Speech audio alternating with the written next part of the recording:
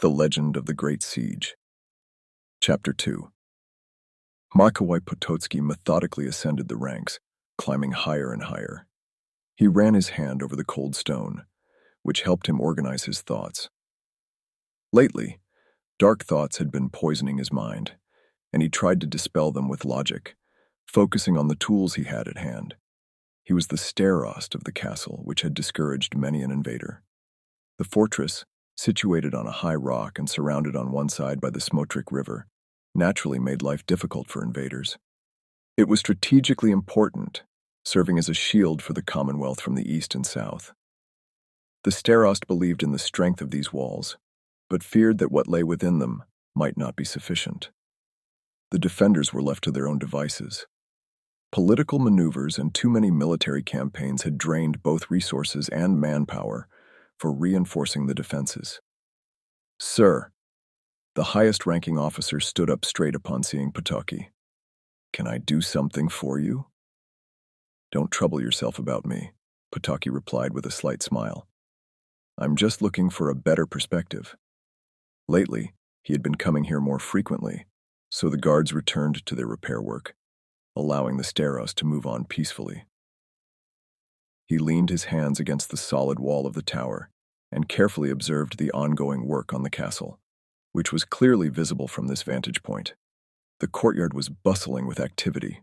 Soldiers in rhythmic clamor moved weapons, ammunition, and supplies. Blacksmiths at the forges worked on new horseshoes and repairing damaged armor, their hammers and anvils creating loud sounds that echoed off the walls. Scaffolding was visible in various parts of the castle, where workers reinforced the walls, patching cracks and filling gaps. In one corner of the courtyard, a group of soldiers practiced battle formations under the watchful eye of an experienced commander. Artillerymen, armed with cannons, checked the condition of the barrels and cleaned the locks, ready for use at any moment. Faces reflected anxiety but also determination. Women and children, though fewer in number, worked at field kitchens, cooking meals for the soldiers or assisting with cleaning tasks. Potocki spotted Titus, the engineer overseeing the construction of additional fortifications. Carrying scrolls and plans under his arm, he directed a group of workers, showing them where to reinforce the walls and how to best prepare the fortress for defense. Titus had proven to be an invaluable, almost sole support. He was personally sent by Hetman Jan Sobieski. The help of this distinguished engineer, his innovative approach and experience, greatly aided the work. He was a man who loved what he did, and that was what Potocki admired most. Under different circumstances, he would have eagerly learned the secrets of the fortress through the eyes of a prominent engineer. Potocki decided he needed to speak with Titus to get a closer look at the progress. He descended from the tower and made his way to the courtyard, where he saw Titus spreading plans on a workbench and discussing the details of the fortifications with a group of workers. "Sir Titus," Potocki called out as he approached the engineer.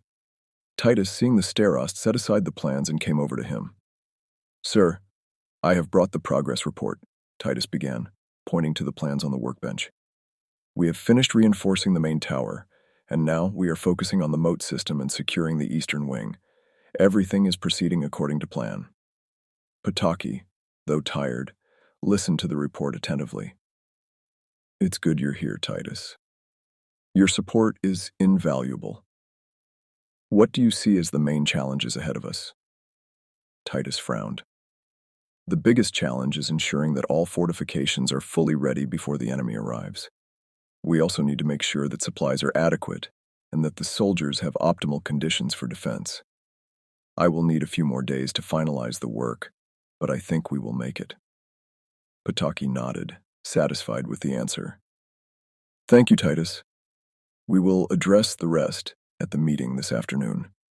Your help is priceless." "Thank you, sir," Titus replied respectfully. "See you later." Potocki watched as Titus walked away, returning to his duties. Tired but determined, he returned to his own task, knowing that each day was crucial. The stone war room was filled with the murmur of conversations, and the clatter of boots. Maps and plans of the castle were hanging on the walls, and rolls of documents lay on the table.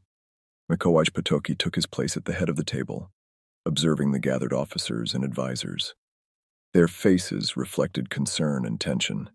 They were on the brink of a siege, and hopes for external support were dwindling with each passing day. Jerzy Wołodyjowski, the commander of the garrison, spoke first. "Gentlemen, we have only about 1,500 soldiers, including infantry and cavalry. That's too few to face the full strength of the Ottoman army. We need reinforcements." Jan Samuel Krzyżanowski, the artillery officer, looked at Wołodyjowski with irritation. "Jerzy, you know as well as I do that reinforcements may not arrive. We have what we have, and we must fight with it. Perhaps it's time to consider more radical defensive measures."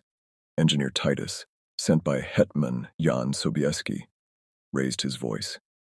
"Jerzy, I understand your concerns, but we must focus on what we have. Our walls are strong, but they can be stronger. I have prepared plans for additional fortifications that could significantly increase our chances of defense." The officers nodded in agreement with Titus. Many of them feared that reinforcements would not arrive in time, and even if they did, they might not be sufficient. Wołodyjowski posed the question that hung in the air. "Titus, your fortifications are excellent, but do we have enough materials and manpower to complete them on time? The enemy will not wait." Titus answered confidently. "We can utilize all available resources: stones from nearby hills, wood from the forests. Every able-bodied man should be engaged in the construction." Jan Samuel Krzyżanowski returned to the issue of artillery. "What about the artillery? We have too few cannons and even less ammunition. How are we to face Ottoman bombardments?" Potocki observed the exchange of views attentively, his face calm, betraying no emotions. The officers exchanged uncertain glances, aware that any delay could bring them closer to defeat. Wołodyjowski continued, trying to organize the remaining hope. "We have limited food and ammunition supplies. We also need a contingency plan in case of a prolonged siege. We cannot rely solely on fortifications." The rest of those gathered listened to the discussion carefully. Many feared that even the best plans might not be enough if there weren't enough hands to carry them out. Mikołaj Potocki finally looked up. His face was calm, showing no emotion. "Gentlemen, your concerns are valid, but we must act together and decisively. Our priority is to strengthen the defense and maintain morale. Titus, review your plans with Jerzy and decide which fortifications are most important. Jerzy, organize the supply and mobilize additional forces. We will fight for every inch of this land." Titus nodded. "Understood, sir. We will get to it immediately." Jan Samuel Krzyżanowski added, "And what about the enemy? The Ottomans are ruthless. Their army is vast and well organized. We need to anticipate their movements and prepare accordingly." Potocki thought for a moment before responding. "We must focus on intelligence. We have sent scouts to gather information on the enemy's movements. We should also set up additional observation posts. Every movement of the Ottomans must be recorded and reported to us immediately." The officers nodded, agreeing with the starosta. They were aware of the difficult task ahead, but they were prepared to fight to the last drop of blood. "We must be ready for anything," Potocki concluded.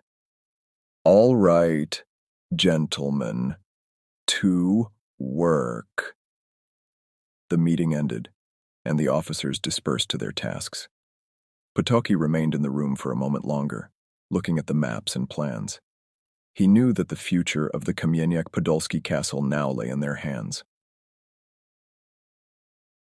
Thank you for listening to Chapter 2 of The Legend of the Great Siege. Subscribe to my channel for updates on future chapters. Your support is greatly appreciated.